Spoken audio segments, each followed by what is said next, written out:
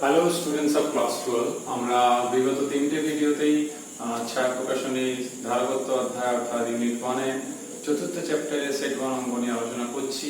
এখন চলছে অনেকগুলো অঙ্ক থাকার জন্য। তো এই ভিডিওতে আমরা সেটা শেষ করব। আগের ভিডিওতে আমরা কোশ্চেন নাম্বার 25 থেকে সম্ভবত 35 অবধি আলোচনা করেছি। তো লাস্ট যে 9টা প্রশ্ন অর্থাৎ কোশ্চেন নাম্বার 36 থেকে বরং বলা উচিত 8টা প্রশ্ন। তো 36 থেকে 43 অবধি আমরা আলোচনা করব। তো প্রথম অঙ্কটাই একটা বর্তনীযুক্ত অঙ্ক রয়েছে, যেটা 36 এ রয়েছে, এটা একটা গুরুত্বপূর্ণ অঙ্ক রয়েছে। তো এখানে যেটা রয়েছে সেটা হচ্ছে বর্তনীতে তুল্য ধারকত্ব নির্ণয় করতে হবে এবং তারপরে হাফ সিভি স্কয়ার যে ফর্মুলা ধারকে সঞ্চিত শক্তির রাশিমালা সেখানে বসিয়ে বের করতে হবে। তো আগে আমরা বর্তনীটা একটু এঁকে নিই যাতে করে তোমাদের বুঝতে সুবিধা হবে। তো বর্তনীতে যা রয়েছে সবচেয়ে প্রথমে একটা পাওয়ার সাপ্লাই রয়েছে। তো সেই পাওয়ার সাপ্লাই পর এখানে একটা ধারক রয়েছে, সেই ধারক থেকে এইদিকে একটা ধারক রয়েছে। তো সেই ধারকটার সঙ্গে এইখানে একটা ধারক রয়েছে। নেক্সট হচ্ছে এইখানে একটা ধারক রয়েছে। তো মোট যা দেখতে পাচ্ছি 5টা ধারক দেখতে পাচ্ছি। তো এই জন্য আমরা তাদের নামকরণ একটা করে রাখবো যাতে করে আমাদের মনে রাখতে সুবিধে হবে।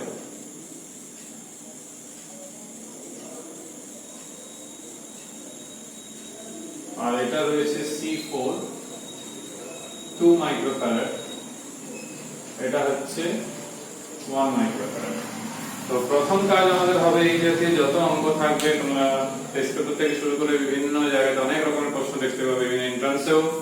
তো প্রথম কাজ হচ্ছে কোনটা কার সঙ্গে কিরকম সমবায় আছে প্রথমে সেইটাকে নোটিস করা, তার তুল্য ধারকত্ব ধাপে ধাপে ঠিকঠাক করে বের করা এবং সেখান থেকে শক্তি কিংবা আধান যেরকম প্রশ্ন থাকবে। তো সবচেয়ে প্রথম যেটা আমরা দেখতে পাচ্ছি এই C1 এবং C2 অর্থাৎ C1 এবং C2 তারা থাকছে শ্রেণীতে। তো তাদের জন্য যদি আমি তুল্য ধারকত্বের কথা বলি, আমি C নাম দিই, পরে আমরা আবার অন্যদের জন্য করতে হবে। সো এইটা আসছে, সরি দুটোই 2 মান ছিল, C1 C2 দুটোই 2 মাইক্রোফ্যারাড রয়েছে। তো সেই জন্য এখান থেকে আমরা একটা C পেলাম, সেটা হচ্ছে 1 মাইক্রোফ্যারাড। এটা হচ্ছে ফার্স্ট কাজ। তারপর যে তুল্য ধারকত্ব পেলাম C1 C2 সেটার সঙ্গে C3 দেখতে পাচ্ছি দুটো এন্ডে টাইপ করা আছে, তার মানে C ও C3 সমান্তরালে। তাহলে সমান্তরালে হওয়ার জন্য যদি C' নাম দিই তাহলে সেটা হচ্ছে কত 1 + 1, তাহলে পাওয়া গেল 2 মাইক্রোফ্যারাড। এবার যদি আমরা দেখি যে C' টা আমরা পেলাম, তো সেই C' এবং এই C4 এটাকে তো শেষে করব। তো C' এবং C4 সেটা কেমন থাকছে না, সেটা থাকছে শ্রেণীতে, C' ও C4 শ্রেণীতে। তো তাদের ক্ষেত্রে তুল্য ধারকত্ব যদি C' করি তাহলে কত আসছে না 1/C' = 1 এখানে কত না 2, এখানে 2 আছে দেখো, আর এদিকে কত C4 সেও হচ্ছে 2। তাহলে এখান থেকে আমরা C' সমান পেলাম 1 মাইক্রোফ্যারাড। এরপর আমাদের সেই C' এবং C5 যদি আমরা লক্ষ্য করে দিই যেটা পাওয়া গেল, তার এন্ড আর এর যে এন্ড দু প্রান্তে টাইপ করা আছে, তার মানে সমান্তরালে। তাহলে সমান্তরালে যদি হয়, তাহলে সমান্তরালে হওয়ার জন্য তুল্য ধারকত্ব C ট্রিপল ড্যাশ যদি ধরি তো সেটা হচ্ছে 1 আর এর 1, তার মানে 2 মাইক্রোফ্যারাড। তো এটা প্রথম কাজ আমাদের হয়ে গেল। এবারে যে শক্তির কথা জিজ্ঞেস করেছে সেই U কিংবা E যা খুশি ধরো, তোমরা U ধরতে পারো, E ধরতে পারো। তাহলে হাফ এইটা, তাহলে হাফ আর ভি এর মান রয়েছে 6 স্কয়ার। তো এটা ক্যালকুলেশন করে যেটা পেয়েছি সেটা বলি 3.6 10 টু দি পাওয়ার -5 জুল এটা পেয়েছি। পরের প্রশ্ন কোশ্চেন নাম্বার 37। কোশ্চেন নাম্বার 37 এ এটা ম্যাথমেটিক্যাল কোনো সার্কিটের সেরকম প্রয়োজন নেই, এমনি হয়ে যাবে। তো এখানে যেটা সঞ্চিত যে শক্তি, সেই শক্তিটা পরিবর্তন জিজ্ঞেস করা হয়েছে। প্রথমে যে পাতের যা ডিসটেন্স ছিল সেই ডিসটেন্সটাকে হাফ করে দেওয়া হয়েছে। তাহলে আমি ডেটাগুলোকে আগে স্থান দিই। তো কি কি রয়েছে? C1 রয়েছে 200 মাইক্রোফ্যারাড অর্থাৎ 200 into 10 to the power -6 farad. আর কি রয়েছে? শুরুতে যে ভোল্টেজটা ছিল সাপ্লাই সেটা 400 ভোল্ট। সেখান থেকে আমরা সহজে এটা বের করে নিতে পারবো। তো আমি এখানে মান বসিয়েছি, কত পেয়েছি সেটা বলছি। সেটা পেয়েছি 16 জুল। তোমরা বসিয়ে চেক করে নিতে পারো। এবারে আমরা এটাও জানি যে C হচ্ছে এইটা। সো C এর সঙ্গে D এর সম্পর্ক। নেক্সট হচ্ছে E কত হয়? না, E হয় Q²/2C। তোমরা এটা জানো। তাহলে দেখো C হচ্ছে 1/D এর সঙ্গে সমানুপাতিক। এখানে যদি দেখি আমি, তাহলে E এর সঙ্গে D এর সম্পর্ক কেমন হবে? তাহলে E এর সঙ্গে D এর সম্পর্ক স্বাভাবিকভাবে সমানুপাতিক হবে, যেহেতু E এর সঙ্গে C ব্যস্তানুপাতিক, আবার C হচ্ছে D এর সঙ্গে ব্যস্তানুপাতিক। তাহলে E সমানুপাতিক D যদি হয়, তো সিম্পল ভাবে আমি এটা বলতে পারি E2/E1 যদি বলি, তাহলে D2/D1। তো D2 কত হয়েছে? না D/2। আর D1 কত? না ছিল D। তো স্বাভাবিকভাবে এখান থেকে আমরা বলতে পারবো E2 সমান E1/2। তাহলে 16/2 8 জুল। তো জিজ্ঞেস করেছে সম্পদ পরিবর্তন জিজ্ঞেস করেছে যে সঞ্চিত শক্তির পরিবর্তন। তো সঞ্চিত শক্তির পরিবর্তন যদি বলা হয়, তাহলে সেটাকে যদি ডেল্টা E ধরি, তাহলে E2 E1 8 16 তাহলে -3। তো উত্তর কিন্তু 8 জুলই হবে, কিন্তু যেহেতু হ্রাস পাচ্ছে সেই জন্য সাইনটা মাইনাস এসেছে। আর বৃদ্ধি থাকলে প্লাস আসবে। তো কোশ্চেন নাম্বার 38 এটা কিন্তু বর্তনী রয়েছে, আবার তিনটে পার্টে প্রশ্ন রয়েছে। তো সঞ্চিত শক্তির পরিমাণ রয়েছে, তারপরে যা দেখতে পাচ্ছি তুল্য ধারকত্ব রয়েছে, দুই দাগে একের দাগে রয়েছে কি না প্রতিটি ধারকের আধানও রয়েছে। তো বর্তনী না আঁকলে অঙ্কটা কিন্তু বোঝানো সম্ভব হবে না। তো আগে আমরা বর্তনীটা ড্র করে নিই, যাতে করে আমাদেরকে ইভিন এর পরের অঙ্কটাও 39 একটা বর্তনীর বড় অঙ্ক রয়েছে। তো এখানে আমরা যে বর্তনীটা দেখতে পাচ্ছি সেটাকে আগে ড্র করে নিই।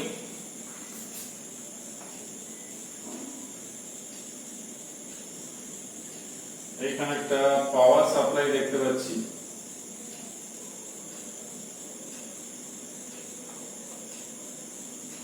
আর এখানে একটা ধারক রয়েছে, মানগুলো দেওয়া রয়েছে। এখানে সমান্তরালে আর একটা ধারক রয়েছে। তো এর নাম C1 আছে, এর নাম রয়েছে 6 মাইক্রোফ্যারাড, এটাও 6,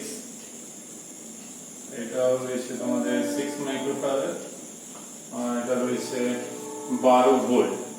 তো এইবারে যেটা জিজ্ঞেস করছে এখানে ফার্স্ট যে পার্ট, তো আধানের পরিমাণ কথা জিজ্ঞেস করা হয়েছে। তারপরে সমান্তরালে যেটা রয়েছে, অর্থাৎ প্রথম বর্তনীর যে তুল্য ধারকত্ব, অর্থাৎ শ্রেণী সমান্তরাল দুটোকে অ্যাড আপ করে, আর সঞ্চিত শক্তির পরিমাণ। তো এগুলো বলেছে। তো এর জন্য যেটা সবচেয়ে প্রথম তোমাদের যে কাজটা করতে হবে সেটা হচ্ছে আমাদের তুল্য ধারকত্ব নির্ণয় করে নিতে হবে। তো এখানে যদি লক্ষ্য করে দেখো C1 এবং C2 শ্রেণীতে রয়েছে। C1 ও C2 শ্রেণীতে, তাহলে তুল্য ধারকত্ব কত হবে? 6 × 6, তার মানে 3 মাইক্রোফ্যারাড। নেক্সট কি? না শ্রেণীতে রয়েছে, তোমরা ভালো করে জানো শ্রেণীতে যারা থাকে তাদের মধ্য দিয়ে একই পরিমাণ আধান প্রবাহিত হয়। তো এই ক্ষেত্রে যেহেতু প্রবাহ মাত্রা তো কথা নেই, তাহলে হতো তাহলে এখানে আধান থাকছে, তাহলে C1 এর মধ্যে যে পরিমাণ আধান সঞ্চিত থাকবে সেটাও সেই পরিমাণই থাকবে যেহেতু তারা শ্রেণীতে রয়েছে। তাহলে Q1 C1 into V, so 6 into, কিন্তু 6 into করে লাভ নেই, কারণ হচ্ছে তখন আমাদের এইটা শুধু ধরা হচ্ছে, একে ধরা হচ্ছে না, যেহেতু তারা শ্রেণী সমবায়ে রয়েছে তো সেই জন্য তুল্যটাই ধরতে হবে, যেমন C1 না লিখে আমাদের CS টা লিখতে হবে। প্যারালাল থাকলে অবশ্যই যেটা করা যেত। V হচ্ছে 12, তাহলে 36 মাইক্রোকুলম। তাহলে তোমাদেরকে আমি বলবো এই 36 মাইক্রোকুলমটা C1 এর মধ্যে হচ্ছে, C2 এর মধ্যে। একই উত্তর দুবার লিখে নেব, আমি আর লিখছি না, আরেকবার লিখে দেব যেহেতু শ্রেণী সমবায় সেই জন্য। তো সমান্তরাল সমবায় এখানে রয়েছে, সেটা যদি Q2 বলি তো সেটা কত হবে না, এটা হচ্ছে 6 আর 12, তার মানে 72 মাইক্রোকুলম। তোমরা যদি প্রথম পার্টটার উত্তর দেখো এটাই রয়েছে। তো সেকেন্ড পার্টটায় যদি আমরা যাই তো সেকেন্ড পার্টটায় লক্ষ্য করার মতো যেটা ব্যাপার হচ্ছে সেটা হচ্ছে যেটা পেলাম আমরা এই দুটো শ্রেণীতে, তো যেটা পেলাম সেটার সঙ্গে এটা কি সমবায় রয়েছে, অর্থাৎ CS ও C3 সমান্তরাল। তো সমান্তরালে থাকার জন্য তুল্য কি হবে না, এখানে কত পেয়েছিলাম তাহলে CS plus C3, এখান থেকে পাওয়া যাচ্ছে 9 মাইক্রোফ্যারাড। এটা গেল সেকেন্ড পার্ট। থার্ড পার্টে বলেছে যে তুল্য ধারকত্ব পেয়েছি, সঞ্চিত শক্তি মোট কত বর্তনীর মধ্যে সেইটা জিজ্ঞেস করেছে ধারকগুলির মধ্যে, তার মানে ওভারঅলটা বের করতে পারলেই হলো। তাহলে E ইকুয়ালস টু হবে এইটা,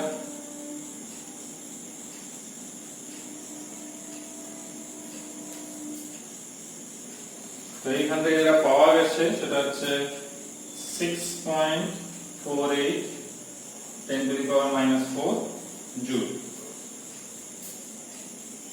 কোশ্চেন নাম্বার 39 একটা ইন্টারেস্টিং এবং গুরুত্বপূর্ণ অঙ্ক, কারণ হচ্ছে এখানে অনেকগুলো রয়েছে এবং আলটিমেট যেটা তোমাদেরকে বের করতে বলেছে সেটা হচ্ছে কি না, যে পরিমাণ এনার্জি স্টোর হচ্ছে সেরকমই। তাহলে এরকম একটা অঙ্ক আমরা এর আগেও করেছি, তো তবুও রয়েছে যখন আমি তোমাদের বলে দিচ্ছি কিভাবে করবে।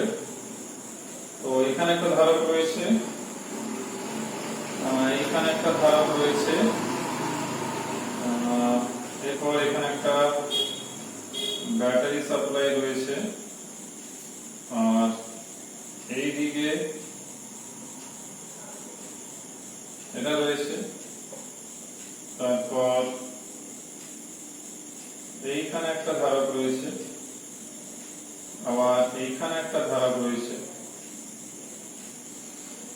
আমরা বোঝার সুবিধার জন্য একে C1, একে C2, একে C3, একে C4, একে C5, তো কতগুলো রয়েছে। এটা 100 ভোল্টের সাপ্লাই রয়েছে, তো এটা রয়েছে কত 3 মাইক্রোফ্যারাড, তোমরা দেখবে বইতে রয়েছে। এটাও 3 মাইক্রোফ্যারাড, এটা রয়েছে 2 মাইক্রোফ্যারাড, এইটা রয়েছে 1 মাইক্রোফ্যারাড, আর এইটা রয়েছে 2 মাইক্রোফ্যারাড। তো এই রকম রয়েছে। তো প্রথম কাজ হচ্ছে তুল্য ধারকত্ব বের করা, সেটা যা বেরোবে সেটা থেকে হাফ C স্কয়ার বসিয়ে উত্তর করে নেওয়া। তো তুল্য ধারকত্ব এখানে একটু সাবধানে তোমাদেরকে বের করতে হবে, তো তার কারণ বলি। C1 C2 আর এদিকে C4 C5 এরা কিভাবে রয়েছে না, এরা রয়েছে সমান্তরাল সমবায়, অর্থাৎ C1 ও C2 সমান্তরালে। তাহলে এখান থেকে একটা আমরা তুল্য ধারকত্ব পাবো 3 plus 3 6 মাইক্রোফ্যারাড, এই দুজন। C4 C5 তারাও রয়েছে সমান্তরালে। তো এখান থেকে এটা পাবো c ডবল ড্যাশ যদি ধরি 1 প্লাস 2 3 মাইক্রোফ্যারাড। তার মানে এই বর্তনীটা অ্যাকচুয়ালি দাঁড়িয়ে যাচ্ছে এইভাবে, সেটা হচ্ছে একজন থাকছে এখানে, এইখানে আরেকজন নিচে যেটা যার নাম ছিল C3 আর নিচে একটা ব্যাটারি। তাহলে এবারে অনেকটা সিম্পলিফিকেশন হয়ে যাচ্ছে। তো এটা হচ্ছে C3, এইটা হচ্ছে 100 আর উপরে যেটা হচ্ছে সেটা হচ্ছে C ড্যাশ, ঠিক আছে? আর এই যে C ডবল ড্যাশ ওদের একটা সিরিজ কম্বিনেশন, যেহেতু পর পর কানেক্টেড হয়েছে। তার মানে একে যদি আমি নাম দিই C ট্রিপল ড্যাশ, কারণ ডাবল ড্যাশ তো অলরেডি হয়ে গেছে। তার মানে C dash O C double dash শ্রেণীতে। তো শ্রেণীতে হওয়া মানেই C ট্রিপল ড্যাশ কত হবে 6 into 3 plus by 6 plus 3, তাহলে 18 এদিকে 9, মানে কত পাওয়া গেল 2 মাইক্রোফ্যারাড। তো এখানে 2 মাইক্রোফ্যারাড আর নিচে যেটা C3 সেটা হচ্ছে আবার 2 মাইক্রোফ্যারাড। তাহলে কি বলতে পারি C ট্রিপল ড্যাশ এবং C3 সমান্তরালে। তাহলে তুল্য ধারাবত্ত C ইকুইভ্যালেন্ট কত হবে? এটা 2, এটাও 2, তাহলে কত 2 প্লাস 2 অর্থাৎ 4 মাইক্রোফ্যারাড। তাহলে শক্তি কত হবে half C equivalent V square. তো C ইকুইভ্যালেন্ট কত 4, তাহলে half 4 into 10 to the power -6, V হচ্ছে 100 বর্গ। তো এখান থেকে যেটা পেয়েছি সেটা হচ্ছে 0.02। আর চারটে প্রশ্ন থাকছে। তো প্রথম দুটো খুবই সহজ, 40 এবং 41। তো 40 এবং 41 যদি দেখি, 40 এর আগের প্রশ্নটা একটু বেশি সহজ, আর একটু উপরের দিকে পড়ি যাতে করে এইদিকে শেষ হয়ে যায় অঙ্কগুলো। তো 40 এ V এর মান রয়েছে সাপ্লাই ভোল্টেজ 200 ভোল্ট, আধান রয়েছে 0.1 কুলম্ব। তো একদম সহজ, U কিংবা E যাই নাম দাও শক্তি, নরমাল ফর্মুলা হয় এটা, আবার Q সমান CV হয়। তার মানে এইটা C তো দেওয়া নেই, তাকে রিপ্লেস করে দিতে হবে। তাহলে হাফ QV, এখানে মান বসাবে, QV রয়েছে, বসিয়ে আমি যেটা পেয়েছি 10 জুল, তোমরা নিজেরাই পারবে। 41 এ শক্তি রয়েছে 1 জুল, সেই U কিংবা E যা খুশি ধরতে পারো তোমরা। আর V হচ্ছে 100 ভোল্ট। তো আমরা জানি U সমান হয় হাফ CV স্কয়ার, তাহলে C সমান হচ্ছে 2U বাই V স্কয়ার। মান বসাবে, যা যা মান দেওয়া রয়েছে এখানে U এবং V এর, সেখান থেকে পাওয়া গেছে 2 into -4 ফ্যারাড। কোশ্চেন নাম্বার 45, যেহেতু আবার একটা ডায়াগ্রাম রিলেটেড অঙ্ক রয়েছে এই টাইপেরই, কিন্তু এটা একটু কঠিন ছিল, অনেকগুলো যেহেতু ছিল, সেখানে কিন্তু মাত্র 3 জন আছে। আবার সেই 3 জন সুবিধা যেটা হচ্ছে সেই 3 জন সরাসরি সমান্তরাল সমবায়ী রয়েছে। তো তোমাদের ক্যালকুলেশন করতে আরো সুবিধা করে দিল, শুধু যোগ করে দিলেই হবে, এরকম রয়েছে। আর এদের সাপ্লাই ভোল্টেজটাও কত না 100 ভোল্ট, এইটা। আর এগুলোকে যদি আমি C1 একে C2 একে C3 যদি বলি, তো এখানে সমান্তরালে রয়েছে প্রত্যেকটা, তাহলে C1 plus C2 plus C3, এদের মান রয়েছে কত না 30 20 আর 10 মাইক্রোফ্যারাড। একবার মিলিয়ে নিই, 30 20 10, তাহলে পাওয়া যাচ্ছে 60 মাইক্রোফ্যারাড। আর EU যেটাই ধরো তোমরা সেই সঞ্চিত শক্তির পরিমাণ, সেটা তাহলে হবে half CP V square. CP এর মান এখানে অলরেডি রয়েছে, আর এইটা রয়েছে 100, তো গুণ করে আমরা পেয়েছি 0.3 জুল। লাস্ট প্রশ্ন সেট 1 এ। তো এখানে পরিবর্তনের কথা জিজ্ঞেস করা হয়েছে, যা দেখছি অঙ্কতে, সঞ্চিত শক্তি কত পরিমাণ হ্রাস পাবে। তো হ্রাস পেতে গেলে তো দুটোই বের করতে হবে, ওই জন্য আমরা প্রাথমিক এবং অন্তিম যে শক্তি যে দুটো বের করে নেব। তো E1 কত না হাফ C1 v স্কয়ার আর E2 half C2 v square. তো এখানে v সেম এই কারণে, কারণ এখানে দেখতে পাচ্ছ একটাই সাপ্লাই ভোল্টেজ রয়েছে। তো প্রথমে একে অ্যাপ্লাই করা হয়েছে C1 এর অ্যাক্রসে, তারপরে C2 এর অ্যাক্রসে।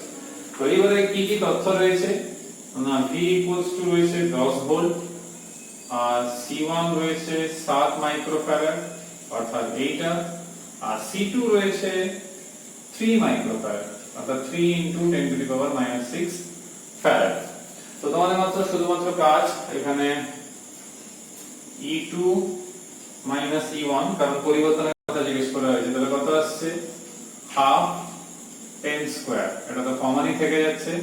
আর এদিকে থাকছে কত C2, তাহলে 3 মাইনাস কত না C1 অর্থাৎ 7 × 10⁻⁶। তাহলে এখানে যেহেতু একটা নেগেটিভ ভ্যালু কথা চলে আসছে, আমি একবার মিলিয়ে নিই। C1 এর মান কত ছিল, C1 সম্ভবত ছিল 7 মাইক্রোফ্যারাড। হ্যাঁ, তো এখানে দেখো একটা নেগেটিভ ভ্যালু চলে আসছে, যেটা কত না -2 × 10⁻⁴ জুল। তো এখানে স্বাভাবিকভাবে যেহেতু বিয়োগফল মাইনাস, তার মানে শক্তি হ্রাস পেয়েছে, তো সেই পরিমাণটা এটাই। তো অনেকে কি করে E1 E2 করে, তখন প্লাস আছে, প্লাস এলেও কিন্তু হ্রাসই পাচ্ছে, সেটা দেখেও বুঝতেই পারছো তোমরা, যেহেতু v সেম হাফ তো সে একই থাকছে, C1 C2 এর মধ্যে যার মান বেশি হবে। তো বুঝতেই পারছো এখানে C1 এর মান বেশি, তার মানে স্বাভাবিকভাবে E1 টাই বড় ছিল, যেহেতু বেশি ধারা করতে মানে স্বাভাবিক যে মান যেহেতু কম সেই ক্ষেত্রে, তার মানে Q তারই বেশি হবে। তো এখানে শেষ হচ্ছে আমাদের সেট 1 নিয়ে আলোচনা। ফাইনালি অনেকগুলো ভিডিওর মাধ্যমে এটা শেষ হলো, যে একটা ভিডিও লাগলো। সেট 2 তে সম্ভবত 26টা অঙ্ক রয়েছে, তো সেগুলো একটু বড় রয়েছে। তো সেইখানে আমরা চেষ্টা করব যদি 3টে ভিডিওর মধ্যে ওটা শেষ করা যায়, না হলে 4টে ভিডিও লাগবে, দেখা যাক কতটা কি ক্যালকুলেশন পার্ট কতটা কি করা যায়। তো পরের ভিডিও তোমার সঙ্গে আবার দেখা হবে সেট 2 নিউমেরিক্যালস নিয়ে। সবাই সুস্থ থাকবে, সাবধানে থাকবে। নেক্সট ভিডিও তোমার সঙ্গে দেখা হচ্ছে। Till then, by.